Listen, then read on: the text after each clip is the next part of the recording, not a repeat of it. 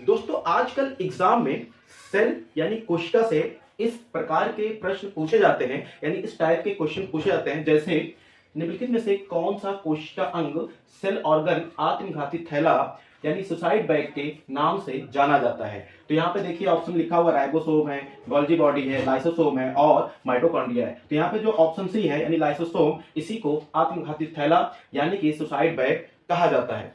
इसको और भी नाम से जानते हैं, जैसे कि इसको सफाई कर्मचारी के नाम से भी जानते हैं, इसको परमाणु बम भी कहा जाता है, या और भी एक नाम है डिस्पोजल बैग के नाम से भी जाना जाता है।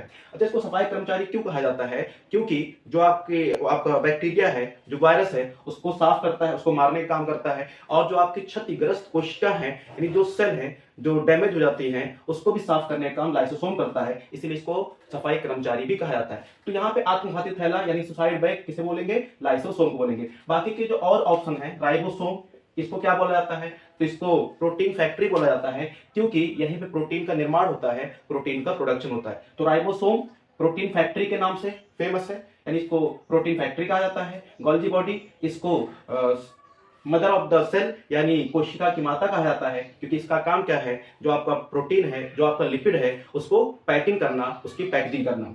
उस तरीके से माइटोकॉन्ड्रिया के बारे में तो आपको पता ही होगा, इसको power house of the cell कहा जाता है, यानी कोशिका का ऊर्जा ग्रह कहा जाता है, क्योंकि जहां पे मतलब सेल के अंदर जो ऊर्जा बनती है, जो एनर्जी का प्रोडक्शन होता है, वो यहीं पे होता है। इसीलिए माइटोकॉन्ड्रिया को power house of the cell यानी कि कोशिका का ऊर्जा ग्रह कहा जाता है। तो उम्मीद करते हैं कि आपको ये सारी जानकारी अच्छी लगी होंगी। अगर अच्छी लगी है तो प्लीज चैनल को लाइक और सब्सक्राइब करना ना भूलें।